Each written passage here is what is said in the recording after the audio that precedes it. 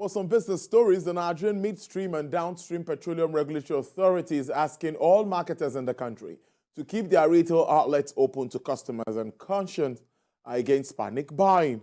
The Chief Executive Officer of the NMDPRA, Mr. Farouk Ahmed, cautioned marketers against hoarding of petroleum products. He says the Commission will be engaging with the Nigerian National Petroleum Company Limited to ensure there is continuous flow of petroleum products, especially petrol, to prevent any shortfall in the country.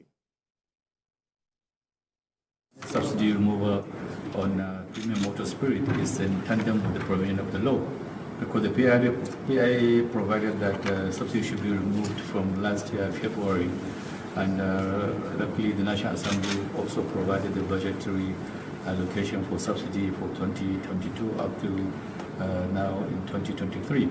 Therefore, the removal pronounced by Mr. President is actually in line with the provision of the law. And the good thing about it is that actually that NMPC, that is the supplier of last resort, has been struggling. And for NMPC to survive, this action is actually necessary and as urgently as possible. And now we are going to be engaging with NMPC to ensure that there is continuous flow of petroleum products, especially premium motor spirits in the country, to prevent any shortfall in the country. Now, we've noticed a few queues especially in FCT and other parts of the country. And this is just panic buying, maybe as a reaction to the pronouncement by Mr. President. I think I'm calling all sundry to take it easy, and everything should be okay, because the law has taken its course, and we're going to, as regulators, ensure that the consumers are not taken advantage of. Meanwhile, Main Oil Marketers Association of Nigeria, Depot and Petroleum Marketers Association of Nigeria have applauded and endorsed the pronouncement by President Bola Tinubu on the phase-out of petrol subsidy. Moman and Dapman says in a joint statement appreciates the clarity of policy, while noting that it is a direction that signals courageous and pragmatic shift in our nation's economy. In the light of assurances given by the NNPCL and NMDPRA, the association urges Nigerians to avoid panic buying or stockpiling of petrol, that this will only create artificial scarcity, which poses a significant safety hazard. On May 29, 2023, marks the end to former President Muhammadu Buhari's 8 years in office as President of the Federal Republic of Nigeria.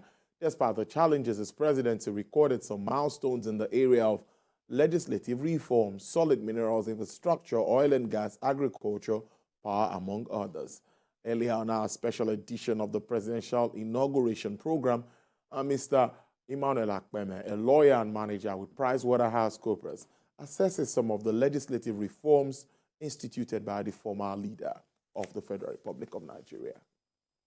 The first legislation that I consider notable from the outgoing government, and which is where the present government or president has started with, is this issue of the Petroleum Industry Act, right?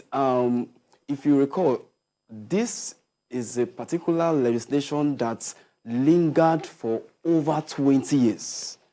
This is a legislation that was on at the National Assembly for so long, but the previous government took it up and ensured that the Petroleum Industry Bill was enacted and passed into law. Issue of subsidy was even mentioned, that and a timeline given for it to be phased out. And this government has kickstarted and, in fact, mentioned that it's just like what he said before during the campaign. He said that, what will you do from the first day? He said, from the first day, I'll hit the ground running. He said, what will you do the second day? I will continue running. And this is really, really encouraging. Another legislation that I find very notable that really, really helped the economic climate in Nigeria was the Companies and Allied Matters Act 2020.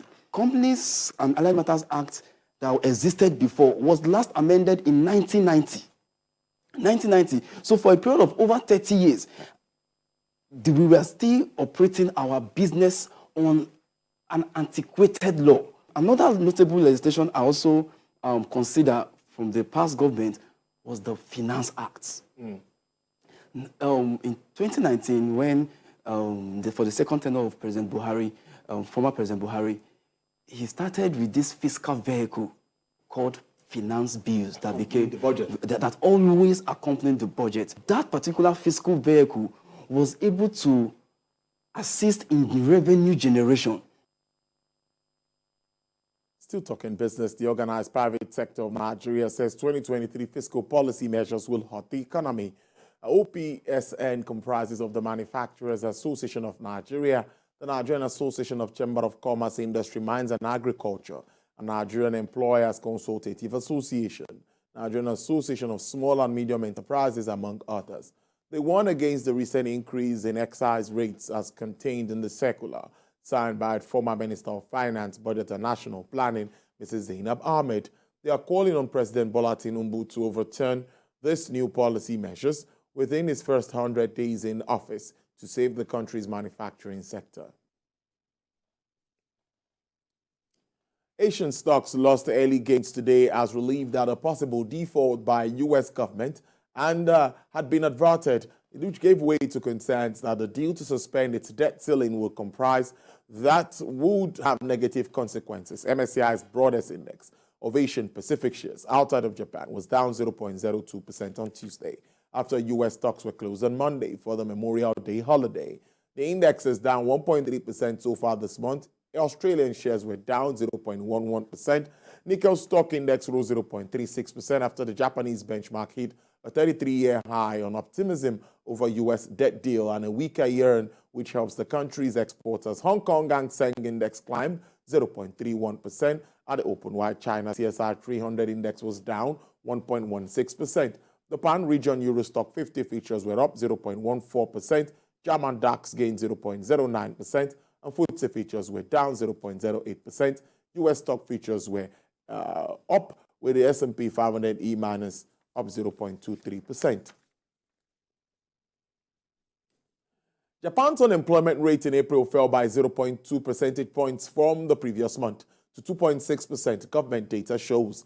This job availability ratio remains flat at 1.32, indicating there were 132 job openings for every 100 job seekers, separate data showed. According to the Ministry of Internal Affairs and Communications, the number of employed people stood at 47.44 million, which increased compared to 67.36 million people with jobs in the same period of 2019, prior to COVID-19 pandemic. The ratio of job offers to job seekers, meanwhile, remained flat in April at 1.32, according to data from the Labour Ministry. The Labour Ministry says the number of people seeking work in the recording period dropped 0.7%, while the number of job openings dropped from the previous month to 0.6%. The rate of unemployment edged down 0.3% from a month earlier to 2.7% for the males, while the rate for females stood at 2.4%, down 0.1%. Crude oil prices fell today, giving up earlier gains as concerns about the viability of U.S. debt ceiling pact cooled the market risk on sentiment, and mixed messages for major producers clouded the supply outlook ahead of their meeting this weekend. U.S. West Texas Intermediate crude fell to sell at $72.28 with a downward price margin of 0.54%. Brent also experienced a decline of 0.80% to sell at $76.45. Bonny Light recorded an upward review of 1.02% to sell at $76.08 per barrel. And for the OPEC basket, crude dealers are offering $76.94 with a downward price margin of 0.71%.